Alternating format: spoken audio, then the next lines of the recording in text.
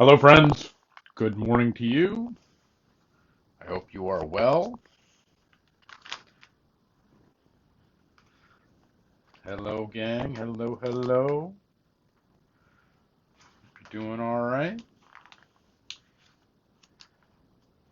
We are here at beautiful Glastonbury Abbey in Hingham on our church retreat.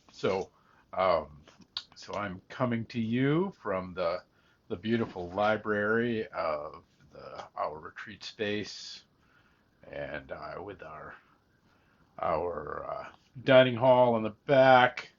Uh, it is a grand and beautiful space that we have here, and wishing you were all on pilgrimage with us. To take some time in retreat space because it's really quite beautiful and quite special. It has been, boy, it's been almost 30 years, 25 plus years since I've been here, and it has radically changed, and there is an incredible amount of beauty and what's been created. If you ever get the chance, this is a Benedictine monastery. So if you know anything about the Benedictines, their first rule is the rule of hospitality. Um, it, to that you could actually just show up on their door and they would bring you some goodness and they would kind of welcome you with some joy. So I encourage you if you're ever up in Hingham. But we're here in the midst of retreat. It's a great day. Hey, good morning, Donna. Good morning, Karen. Hey, Vicky. Glad you're here. Good morning, everyone. Hope everybody's doing all right. Donna, I heard you had a birthday over the weekend. I don't have a ukulele with me. I can't really sing to you, but happy birthday. I mean, I suppose I could, but it's bad enough with accompaniment. But happy birthday to you. I hope it's been a sweet one and another year. Um, you will be yet the best one ever. So, hey, Cecile, good morning to you. Heard you had a birthday too, and I didn't get to sing to you either, but I hope you're also having a great and grand next trip around the sun. I hope it's beautiful and good for you. Hey, good morning, Yvette. Glad you're here. So we are here at beautiful Glastonbury Abbey. Let's see if I can get this. On retreat with our church and our church family and with our friends at First Baptist Church. It's really been a really sweet experience so far, and looking forward to worship at noon. Lots of great things coming on. So, hey, good morning, John. Glad you're here. All right, friends, let's get going. It is the 14th day of November on this Tuesday, and welcome to 11:11. Welcome wherever God finds you, wherever you are, wherever life brings you to, and in this hour, in this moment, welcome that you may know some beauty and some joy in this day.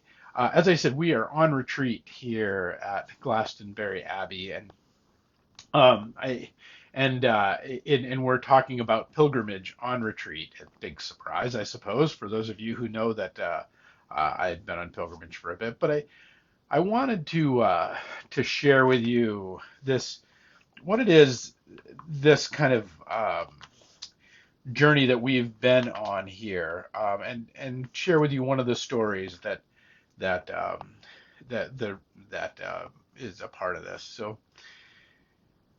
I I really think that all of our spiritual life really begins with call and movement. That in the 12th chapter of Genesis, that the very beginning of how we understand uh, the the relationship between God and humanity to come into being. It's kind of in some ways its most formative call was that of Abraham. And Abraham is 75 years old, kind of living in his parents' basement, kind of has some things going on, but not all that much. And God calls him out of Haran to the promised land. And this call it's a call that brings with it um, this incredible adventure onto the road. There's this moment in which when Abraham accepts the call of God to step onto the road, things start to happen. And that's kind of what I want to talk to us about today. And I want to tell you a story from Camino that I may have alluded to in the past, but I really want you to hear this story and to kind of because this is, we think about this in this way. We think about God calls us, right? Or God calls, we take the Abraham story. God calls Abraham, and Abraham comes into, to say, okay, God, and off Abraham goes to be the one of the first great protagonists in the story of Bible. But what happens though is what I think we find in this quote that comes from the poet Rumi, and where he says that which you are seeking is also seeking you. That we consider ourselves often, if we're a people of faith at all, we're kind of looking for God. There's this way in which we go on pilgrimage to look for God. We go we go to worship for this notion that we might find, a connection. Even the word religion is this idea of religio, to relink back to the sacred, to relink, to reconnect. However, the real reality of this is that we're actually often the ones hiding, even in the midst of our seeking. We're actually often the ones who don't want to encounter the thing that we might find on the road, who are worried, who want to keep it at bay in some way. And that doesn't make us bad people. That just makes us people.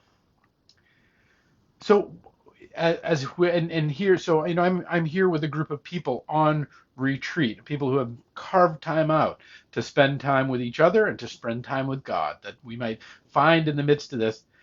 And yet we still find this way, and that when Abraham gets onto the path, there's still all of these ways that he is kind of hides his light, hides his faith. And I won't recount the whole story, but it's not a straightforward idea.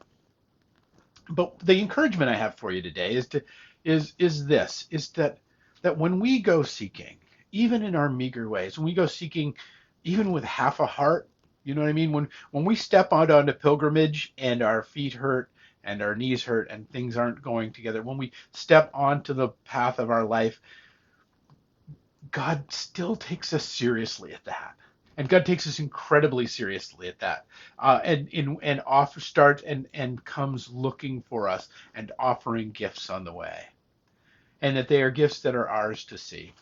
So the story I want to tell you is there was one day on Camino that I was doing what I like to call driving the struggle bus. My everything hurt, my joints hurt, my body hurt. The day that we were this particular day, every day was uphill to one degree or another, but this day was particularly just this long uphill grade. It wasn't super steep, but it was just this long grade, just slightly uphill, just enough to kind of get your knees hurting, just enough to get your feet in pain. And so, and I already kind of come at the day, I was probably dehydrated. I was already kind of struggling through the day. And one of the staff members came up to me and was sharing the story with me of when he was on Camino with his wife. And what had happened was they were coming down a particularly gnarly stretch. And in that gnarly stretch, there was this moment where she twisted her ankle and she was in pain. And so he tries to, get her to buck up, and he says, hey, kind of gives her the buck up little trooper speech. And, she doesn't really respond to the buck up little trooper speech. Sometimes that can happen. So, but, kind of tells her to toughen up, and she really doesn't respond to the toughen up speech. And so he's kind of working through his ideas of what are we going to do, and because we're on the side of a hill, like, we can't call a cab. There's no, so he just slows down, and he kind of explains to her. He says, look, we're here. Your ankle isn't broken. It's not, you don't have a bone sticking out. It's not going to get worse. You're not going to injure yourself. It's just going to hurt. It's just going to hurt while you walk. As you walk, it's going to hurt, yes, but that's all it's going to do. And she kind of thought for a minute, and she took this wisdom and reflected on it, and got up, put on her rucksack, and walked the rest of the way for the rest of the day without complaint. There was this kind of wisdom in what they had kind of come to together in this notion of there are going to be times in which the walk hurts, and there's going to be times in which the walk there's not much we can do about the fact that the walk hurts, but it just hurts. And that when we can kind of frame this in a little bit different way, on the other side of that opens up all kinds of blessings. Now, I tell you that to tell you this. On that walk that day, we were coming across a bridge, and on the bridge, somebody had placed some rocks that were painted on them, and they were painted kind of on, on the they had these little sayings on it and stuff. You see it occasionally on the Camino, but not all the time. And so I picked up, and so as the guy was telling me this story, kind of as we come across the tail end of the bridge, he kind of looks down and smiles a little bit and picks up a rock and says, "Here," and gives it to me. And the rock was this, on the rock is this scene. You can actually, if you go to my Facebook profile, it's my Facebook profile picture right now. You can go, there's a scene that has this, beach and this umbrella, and it's really kind of where my head had been all morning, because I'm like, why am I in the mountains of Spain beating myself up? I have a month I could have done anything. I could be on a beach drinking a margarita right now. This is ridiculous. What am I doing here? Certainly part of my conversation with myself that morning. But on it, regardless of the image, was written a phrase which said, "Life's a beach." There is a time in which life really can be a beach. That life really can afflict us. Life really can hurt in our walk, that it will pain us to take the steps. And yet on the other side of it, if we take those steps, we look through it, what we will discover in that is that there are treasures, and there are beauties, and there are joys, and there are wonders, and there are umbrellas, and there are beaches that are incredible. I tell you that not to necessarily tell you that story, but to tell you the coming into being of that story. I walked 180 miles of Camino. That day particularly happened to be a day of struggle. That moment happened to be a particular time in which this guy was telling me this story. That rock happened to be placed at that particular time as he was particularly wrapping up that story, that particularly made his point, that particularly drove home this notion of moving through the pain of the walk to find the treasures beyond. Friends, I'm not necessarily asking you to kind of dig into the wisdom of that story. I'm asking you to dig into the reality that I don't know how many people conspired to that moment to bring that rock into my hand at the exact moment, to be this punctuation mark, to be this thumbprint of the Creator on my life, of this wisdom that was granted me in this hour, to give this guy this sense of kind of lightning strike of accentuation in his story. And that, friends, is the God that is working for you. That, friends, is the Lord's providence that is playing itself out in your life. That every second of every day, that people you do not know and will never know you are conspiring, are working, are giving their lives and their talent and their treasure and their energy for God to be able to take whatever they're doing and place it right where you need it to be, and grant you grace and wisdom and peace that is right there.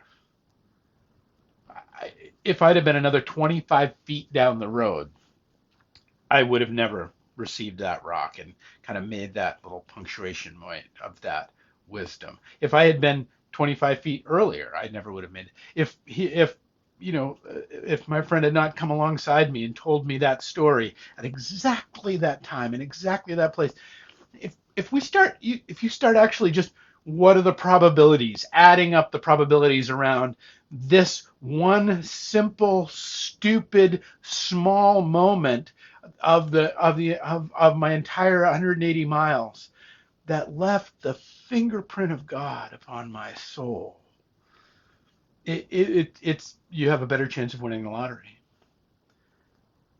for all of those things to conspire. And the reality is all of those things are conspiring all the time just for you.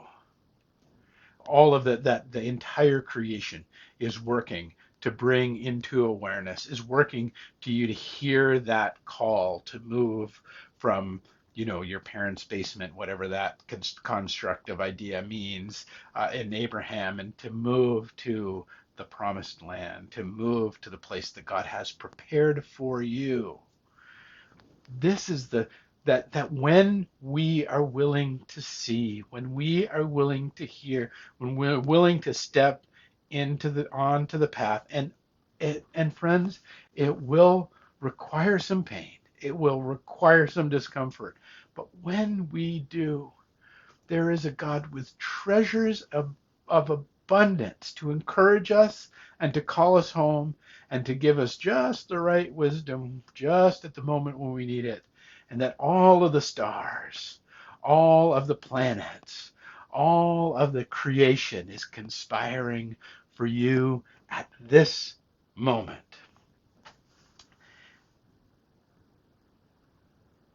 It's this journey that began 3,000 years ago with Abram in the desert. It's this journey that began 2,000 years ago when people started stepping off to see the bones of James. It is this journey that began when you were born into the world and you took your first breath. It is this journey that continues and will continue on unto eternity. This journey of finding and being called and being nurtured home by a world, by a providence, by a Holy Spirit that is constantly moving and placing and working for you. That is the love of God in the world.